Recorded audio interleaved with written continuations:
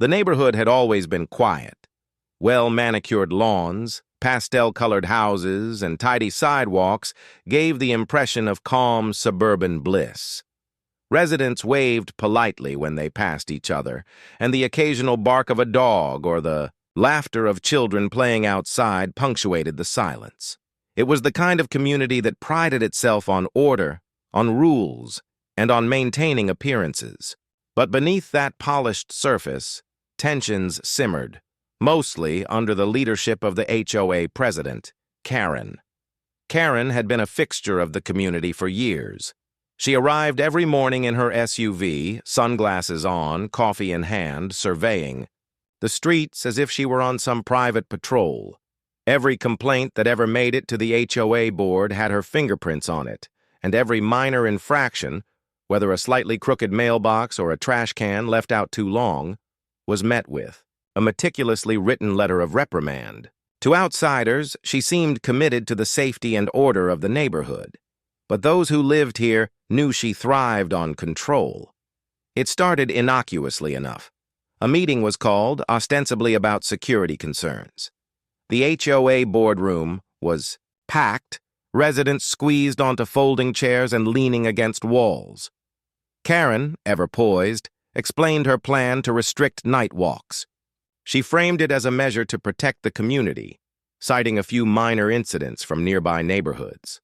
A lost dog, a couple of prowlers, and a report of a car break-in several miles away. She stressed that the neighborhood's reputation and safety were at stake. At first, many residents nodded along, the fear of an unknown threat playing into Karen's hands. Night walks were technically harmless, but she painted a picture of danger lurking in every shadow, of thieves and predators watching from the darkness. She handed out leaflets outlining a proposed curfew, complete with fines for violators. The document was glossy, professionally formatted, and alarming. Yet there was a sense of unease among a few of the more observant residents. Something didn't quite add up. The minor incidents Karen cited were geographically distant, and none had ever occurred within the neighborhood itself. She had no new security reports, no real evidence of a threat, just a list of what could happen. The residents whispered among themselves, questioning the real motivation behind the sudden ban. Then the strange things began. At first it was small, lights flickering on in houses with no one home, shadows that seemed to move along the hedges, the distant sound of footsteps echoing in empty streets. People on night walks reported feeling watched, though no one ever saw anyone. Dogs barked incessantly at nothing. Even the neighborhood cats seemed agitated, darting across lawns with a kind of panicked energy that hadn't been there before. Karen, naturally, claimed all of this validated her curfew proposal. Every incident, no matter how trivial, was cited as proof that the streets were unsafe. She started sending nightly emails to residents, reminding them of the dangers and hinting at severe penalties for those who ignored the rules. Her influence over the HOA was absolute, and many residents, worried about fines and being labeled irresponsible, began to comply. Night walks were curtailed, the streets grew emptier, and the neighborhood seemed to shrink into itself. But there was a small faction of residents who refused to be cowed. They were curious, skeptical, and stubborn. They had lived in the neighborhood long enough to know that Karen's motivations were rarely purely about safety. They began observing her, noting her unusual behavior. Late-night trips to certain houses, phone calls whispered in corners, and a secretive demeanor that suggested more than the occasional paranoia about crime. Something was happening, something she wasn't telling anyone, and it was just a matter of time before it would surface. One resident, an older man named Mr. Hughes, started walking late at night anyway. He wasn't reckless. He simply enjoyed the quiet, the cool air, and the solace of the streets. But one night, as he passed the usual empty intersections, he noticed something peculiar near the park at the far end of the neighborhood. A faint glow emanated from the bushes, and the air felt heavy, charged with an unexplainable tension. At first, he thought it was a prank or a reflection from a nearby window, but as he walked closer, the faint outline of a figure appeared, crouched and motionless. Mr. Hughes froze. The figure didn't move, yet the glow seemed unnatural, almost otherworldly. It was as though the shadows themselves bent around it, forming an eerie halo of darkness and light. He took a careful step back, heart racing, and in that moment, he understood something was deeply wrong. Whatever was happening in the neighborhood was not just about petty control or security, it was something far more sinister. The next morning, he shared his experience with a small group of neighbors who had begun questioning Karen's intentions. Their eyes widened in disbelief, some laughing nervously, others growing pale. The consensus was unanimous. Something terrifying was at play, something Karen knew about but refused to disclose. As days passed, more residents reported odd occurrences, strange noises, glimpses of shadowy figures from their windows, lights, turning on and off without explanation. The neighborhood, once so pristine and orderly, had developed an undercurrent of fear. Those who ventured outside at night did so cautiously, scanning every hedge, every tree, every corner for the inexplicable presence that seemed to linger in the darkness.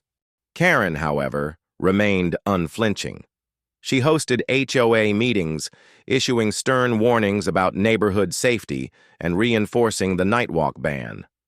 Behind closed doors, though, there were whispers of meetings she held with unknown visitors, of strange objects appearing in her garage, of late-night surveillance. The people who began investigating suspected she knew the truth about what haunted the streets, and her curfew was less about protecting the residents and more about keeping them blind, compliant, and unaware.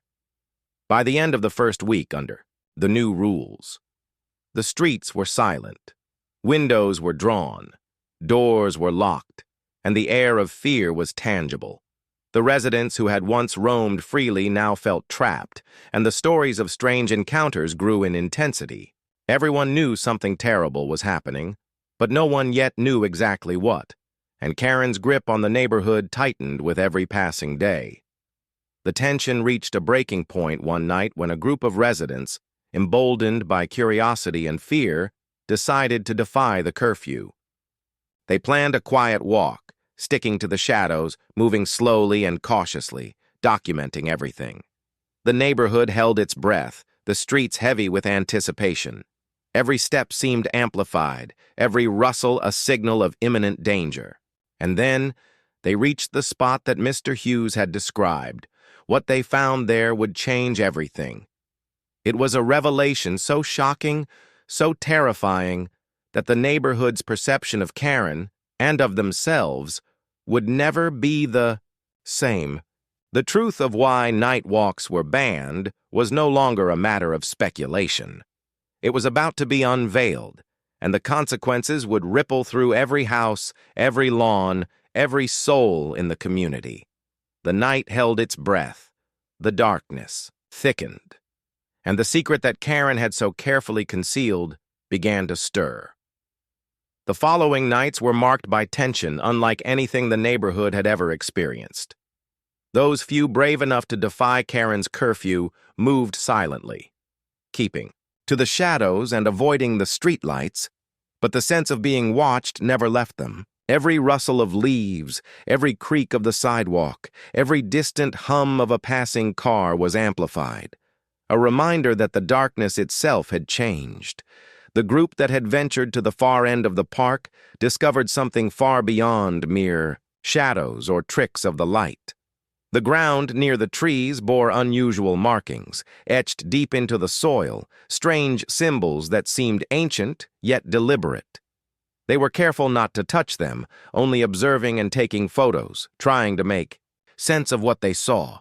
Each symbol was intricate, with sharp angles and loops, as if designed to trap or summon something.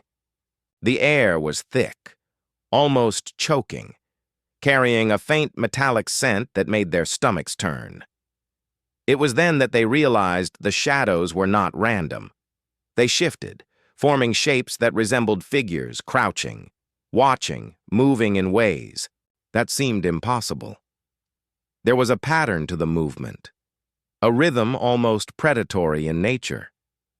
One of the residents, a young woman named Clara, felt the hair on the back of her neck rise as a cold sensation passed over her body. It was as if the figures could sense their presence, as if the night itself had become alive and aware of every step, every whisper, every heartbeat. The group retreated to a safe distance, hearts pounding, but the experience left them with more questions than answers. They speculated quietly. Was it some kind of prank, a high-tech surveillance setup, or something more sinister? None of it explained why Karen had been so determined to ban night walks, why she had pushed for the curfew with such obsessive insistence. Her timing, her secrecy, and her insistence on obedience suddenly made sense. She knew the shadows were real. She had seen them, perhaps even communicated with them. Over the next few days, reports began trickling in from other residents. Lights flickering in the dead of night, strange scratching noises on rooftops, unexplained footprints along sidewalks, and glimpses of shadowy figures disappearing around corners. Pets refused to go outside, leaving owners baffled. Even the most skeptical residents began to whisper that something was hunting, or at least observing the neighborhood after dark. The fear that had been simmering now bubbled over, an undercurrent that no one could ignore. Karen, meanwhile, maintained her composed exterior. In HOA meetings, she continued to stress the importance of security, but a new intensity in her gaze hinted at knowledge she refused to share. Those who tried to probe her, casually asking about her nighttime activities, received vague responses or sharp deflections. It became clear that Karen's behavior was more than paranoia. It was calculated. She knew something, and she had enacted the curfew to control the narrative and keep the residents blind to the danger. One night, Clara and a few others decided to take a more daring approach. They followed Karen as she left her house after dark, careful to remain hidden. She moved deliberately, almost purposefully, heading toward the park where the shadows had been seen. From a distance, they watched her kneel by the same strange symbols they had discovered days earlier. She whispered something, words none of them could hear. But the shadows responded. Figures emerged from the darkness, moving closer, circling, around her as if waiting. It was no longer subtle, no longer a trick of light or imagination. The shadows were alive, and they obeyed her.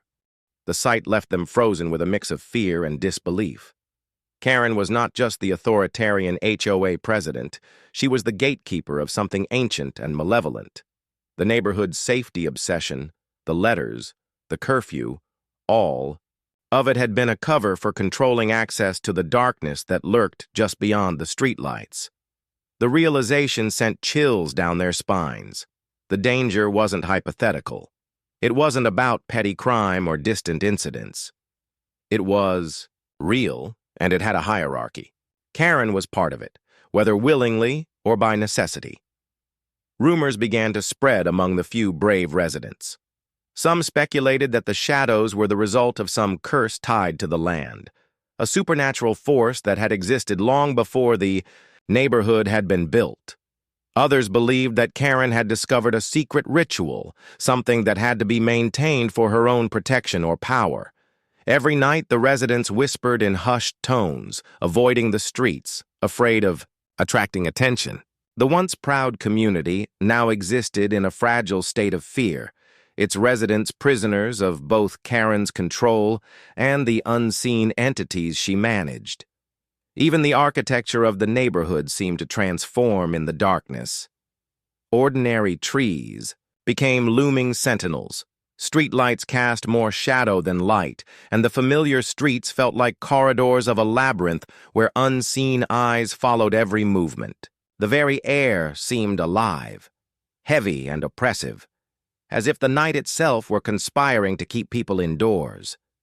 Those who ventured out felt the weight of it pressing down, a suffocating awareness that they were not alone. The HOA meetings became tense battlegrounds. Residents tried to confront Karen, to demand the truth about the ban, but she deflected with rehearsed precision.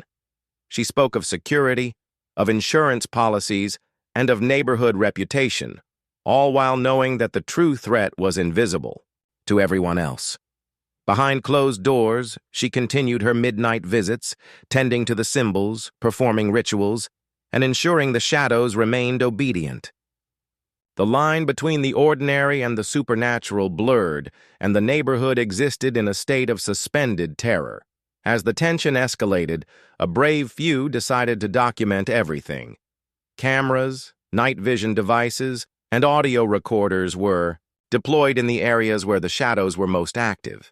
What they captured was disturbing: shapes that moved with impossible speed, figures that appeared and vanished at will, and a low hum that resonated in the chest like a heartbeat of the night itself.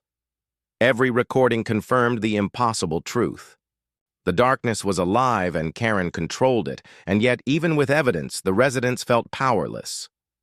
The shadows obeyed Karen, but they were unpredictable, reactive to fear, and capable of unspeakable acts if provoked. The night walks that had once been a harmless pleasure were now dangerous excursions, potential encounters with entities that were older, darker, and more intelligent than anyone could imagine. Karen had not banned them to protect the residents. From ordinary threats, she had banned them to protect herself and to manage a force no one else could control. By the end of Chapter 2, the neighborhood teetered on the edge of panic. The streets remained empty. Lights were drawn, and whispers of the supernatural became common conversation. The once bright illusion of suburban safety had been shattered, replaced by the knowledge that something terrifying lurked just beyond. The lawns, shadows that moved with intent, and a Karen who was far more dangerous than anyone had imagined. The residents now faced a choice: continue to obey Karen and survive in fear, or confront the darkness that had haunted the streets for generations. What they didn't yet know was that the next revelation would not only explain Karen's obsession with night walks, but would also reveal the horrifying reason she could never be allowed to fail. The neighborhood had transformed into a place where fear had become as constant as the air itself. Windows were drawn tight, doors bolted, and the silence of night carried a weight previously unknown. Even the bravest residents moved cautiously, glancing over their shoulders, listening to the faintest whispers of movement. The darkness was no longer an absence of light.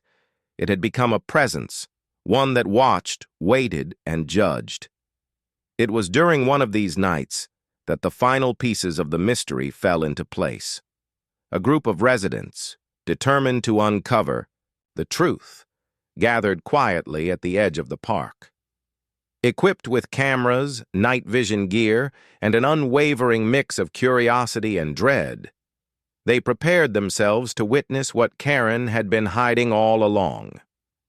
As they approached the familiar circle of ancient symbols etched into the earth, the air seemed to thrum with life.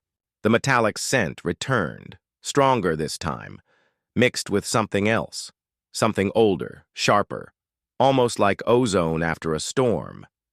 Then they saw her.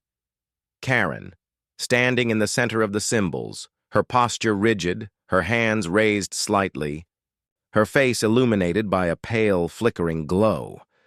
Around her, shadows stirred, rising from the darkness as if summoned from another world. The figures were no longer subtle or humanoid. They were monstrous in appearance, constantly shifting, their forms elongated and distorted, their eyes gleaming with an intelligence that sent shivers down the spine. They moved in a perfect silent choreography around Karen, responding instantly to her slightest gestures. The realization hit the residents like a hammer. Karen did not merely control the shadows, she commanded them.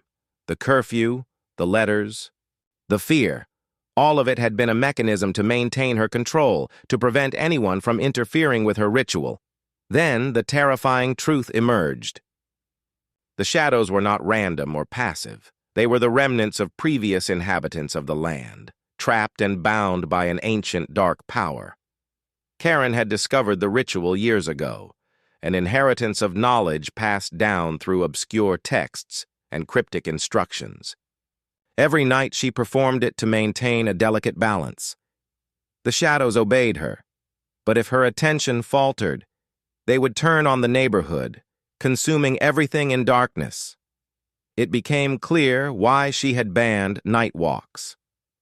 Every resident, outside after dark, increased the risk of breaking the ritual's fragile hold.